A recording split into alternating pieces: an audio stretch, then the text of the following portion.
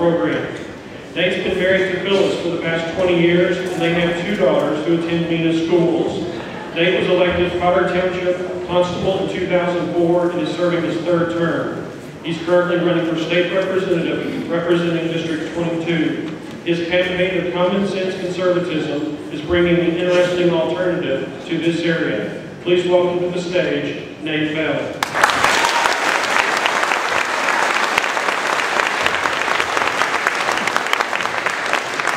Well, thank you, Chris. And I'm also proudly involved in production agriculture. My wife Phyllis and I run a water farm here in MENA, raising boys for Tyson. I'm excited to be here today with so many patrons who are committed to preservation of liberty. While I greatly appreciate your votes and your financial contributions, I'm not here today to talk about my campaign. I'm here to talk to you from my heart about the future of our country. I want to begin by sharing with you a few excerpts from Lincoln's Gettysburg Address. 407 years ago, our fathers brought forth on this continent a new nation, conceived in liberty and dedicated to the proposition that all men are created equal. We're now engaged in a great civil war, testing whether that nation or any nation so conceived and so dedicated can long endure. President Lincoln ended his speech by saying that this nation, under God, shall have a new birth of freedom, and the government of the people, by the people, and for the people shall not perish from the earth. What will it take to preserve our liberty? I suggest to you that what we most desperately need is courage. How many of you were here last year when we had the Herbert A. Littleton Memorial dedication in this room? A few of you. The Marine Corps Commandant who spoke to us that day best defined courage. He said, "Courage is not being fearless. It's doing what you know is right in spite of your fears." We're most familiar with one kind of courage, physical courage. Physical courage is what drives people to heroic acts on the battlefield, going into burning buildings, and at other times of crisis. I know a little about that kind of physical courage from my years of service as a volunteer firefighter and law enforcement officer. While this kind of courage is admirable, it's not our most pressing need. We have many courageous military personnel, firefighters, police officers, who serve in these arenas for us currently. I thank God daily for their willingness to serve. Our crisis today requires moral courage. A great American once said, "The hottest spot in hell is reserved for those who remain neutral in times of great moral conflict." This is a time of great moral conflict. Socialism versus free enterprise, government control versus individual liberty. These questions burn in American society. When asked what he accomplished as he left the Constitutional Convention, Benjamin Franklin stated, "We've given you a republic, if you can keep it." So how do we keep it? I submit to you that the most essential component of the preservation of liberty is a citizen government. President John Adams said, "Public business, my son, must always be done by somebody. It will be done by somebody or other. If wise men decline it, others will not. If honest men refuse it, others will not." Adams was right. If the people aren't offered a conservative alternative, then someone else will be elected by forfeit. Many of us are upset at the mess in Washington, D.C., yet we don't know what's taking place at our local city hall, county courthouse, or the state capitol.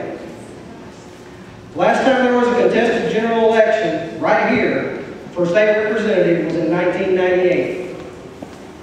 The last time that any countywide office was contested in a general election was 2004.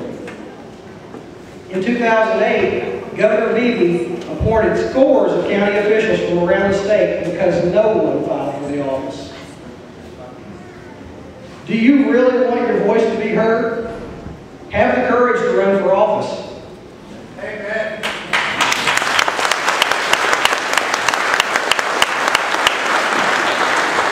If patriots are too timid to put themselves forward as candidates for office, then as Franklin said, we'll get exactly the government we deserve. In Polk County, there are about 7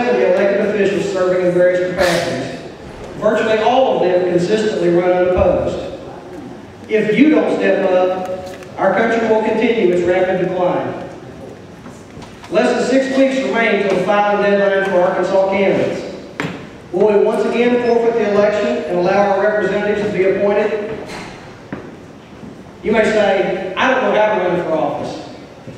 There are many nonpartisan groups and political parties who offer candidate training. If you don't know about that, if you'll see me afterwards, I'll be glad to put you in touch with some of them. As patriots, we must not split our vote. There are too many offices that don't currently have conservative options. We should avoid concentrating our resources on only one office, while liberals run unopposed for other positions.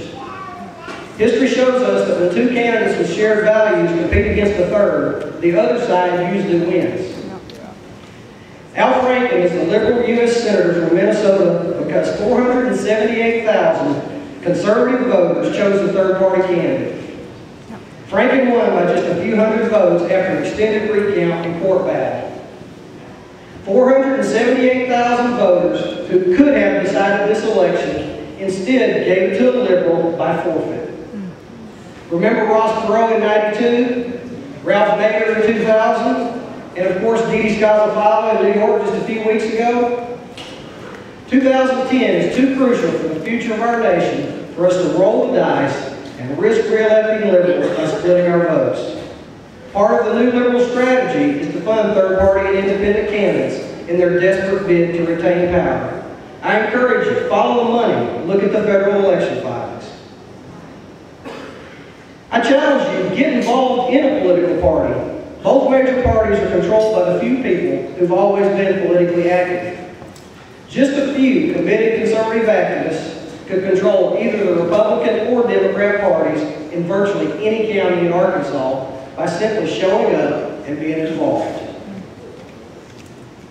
It takes moral courage to run for political office. Liberals won't relinquish their power without fighting. You must have the moral courage to face retribution in your social circles, in your business, in your profession, and yes, even in your churches. There's too much at risk to do nothing. Remember, all it takes for evil to triumph is for good people to do nothing. Yep. Now's the time for courage. You say you want real change? Be that change. Have the moral courage to be a candidate in spite of your fears.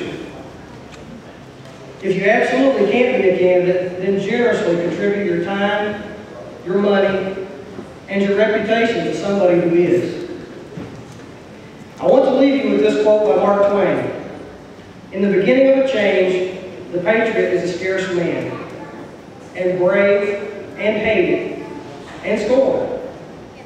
When his cause succeeds, the timid join him, because then it costs nothing to be a patriot. Will you have the courage to help return our country to government of the people, by the people, and for the people by running for office? God bless Arkansas, God bless America, and God bless Tea Party Patriots.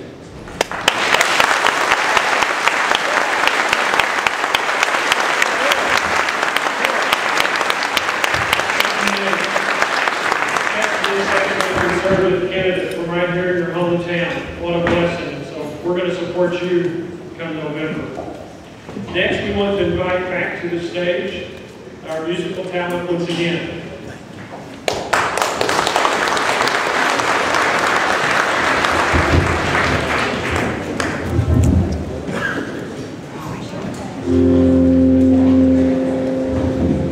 It's been a lot of fun.